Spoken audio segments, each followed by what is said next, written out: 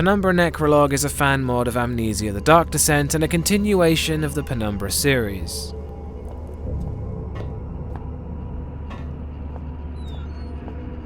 Atmosphere.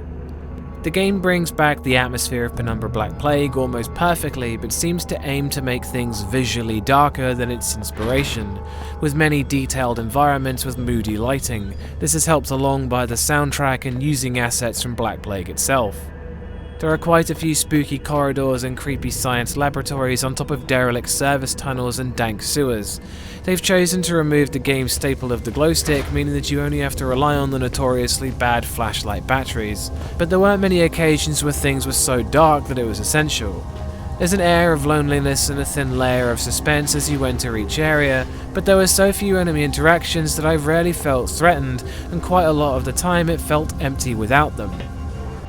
It of course uses the same hands-on controls as Amnesia, and this really pulls you into the environment, but its implementations have a few flaws, with a few switches that just misbehaved.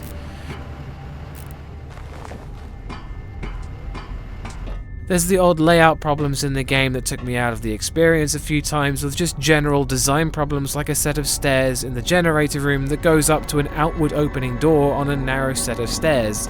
It's just poor design and seems a bit strange it got left in. Whilst it's built on the solid foundation of Penumbra Black Plague, it doesn't change a great deal or feel as oppressive or lonely, but the unease and creepiness pervades into the late game where you reach a Turngate tomb. It's probably the most impressive part of the mod and one of the most atmospheric. The game has a steady feeling of apprehension and isolation, but never really goes above that, but it doesn't really need to. That's one Harry Mason.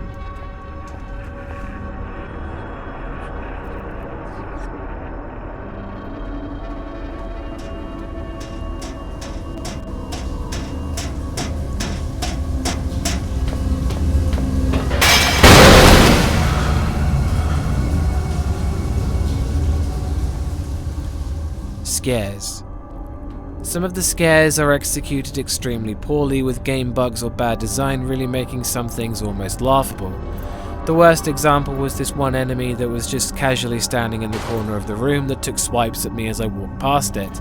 Nothing makes the game's enemies seem weak than having it just stand there and stare helplessly at you because it can't climb over a box.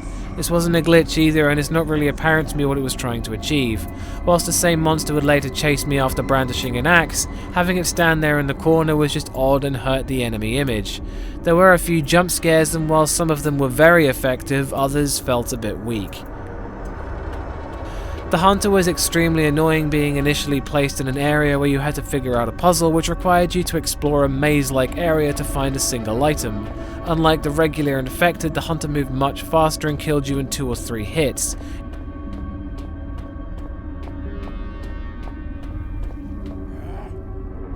He's not one of ours. Run, Phillip! Run!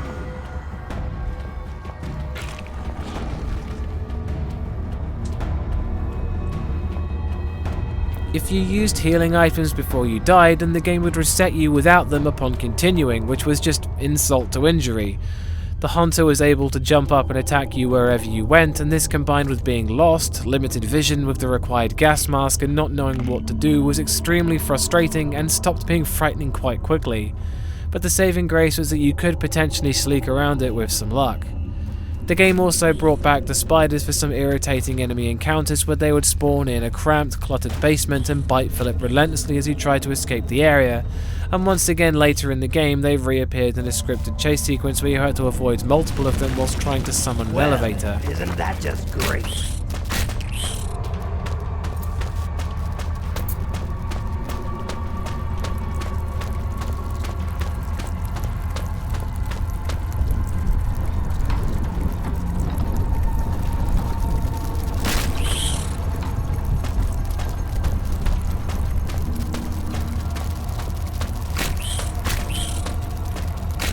Most of these scenarios can be avoided, but the game struggles to convey to you what you need to do to avoid frustration.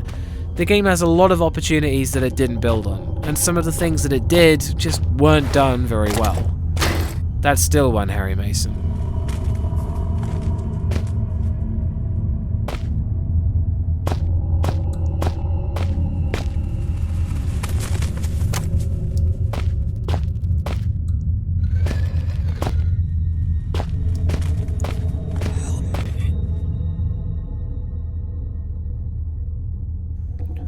sound design.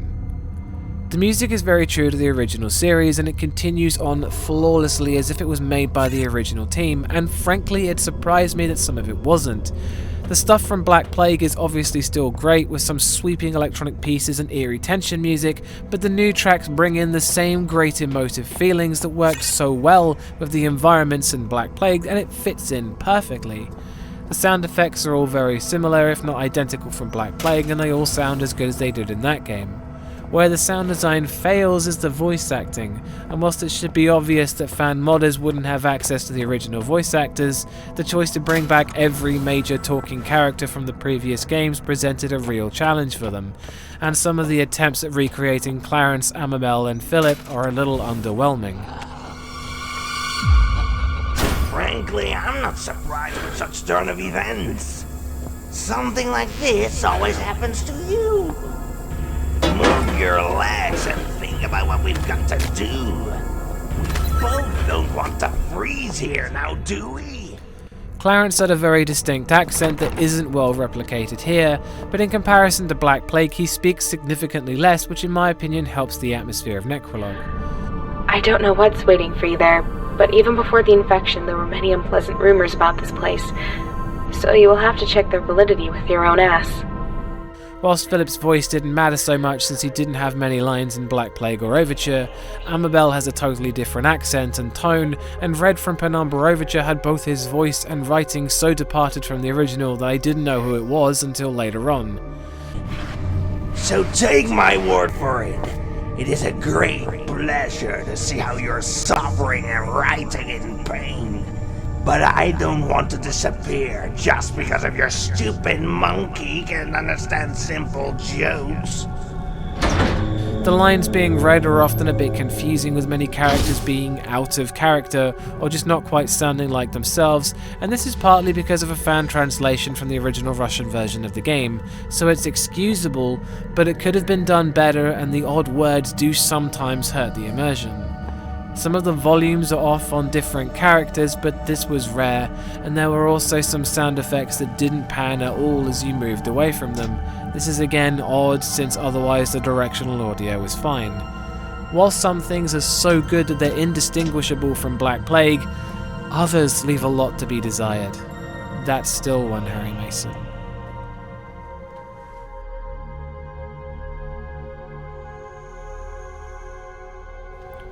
Gore.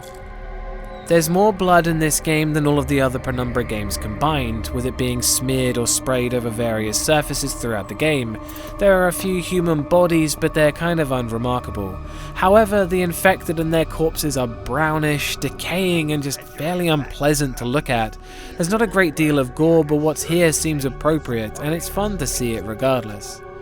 That's 2 Harry Masons.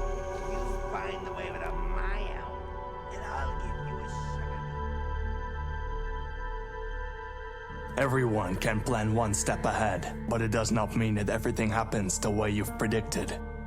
I expected to find my father, to learn all his secrets, but I was too late. With my own hands, I killed all of my friends. I did not even get to see them. Only the annoying, duplicitous voice never left me, always irritating the unhealed wounds of my soul. And finally, I found a way to destroy it. But even that was not the end. Story. Penumbra Necrologue starts in the computer room at the end of Black Plague and seems to assume the events of Penumbra Requiem have already happened.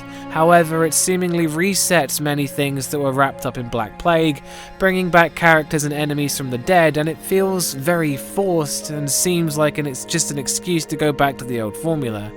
The story feels a bit too convenient, with there suddenly being a rescue team heading down to get you, and then the rescue team are wiped out before you even get to meet them.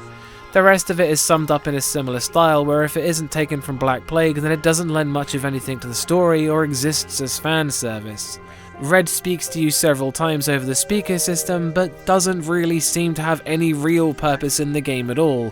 Both he and Amabel never seem to have any resolution, because after chasing Amabel for ages, you still never meet her or Red. It's kind of unclear what's really driving the game forwards besides trying to leave for quite a long portion of the game, and there's a lot of sections that feel like padding. The diary entries can be pretty interesting, but they also have translation errors, but they're much less obvious. They do waffle on a bit, but ultimately they don't hurt the content.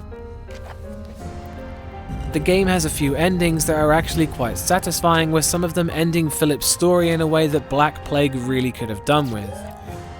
Really though, Necrologue tries to explore parts of the game that we all wish were in Black Plague, but it doesn't address any of the problems that it made for itself, making the final score 2 out of 5 Harry Masons.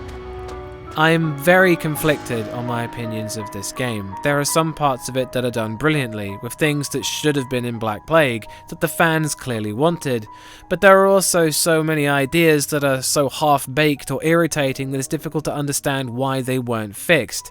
The character inclusions and plot development that seemingly serve no purpose at all are also just deeply confusing. Really though, this is a fan mod, made by fans for the fans, and their love and dedication has gone into it, maybe even to a flaw. Again, I'd like to remind you this whole thing is down to my opinion in horror games, and if you don't share this opinion then that's cool, I get it. There will be more horror reviews in the pipeline, and thanks for watching, and always check out Bumps in the middle of the night. Peace.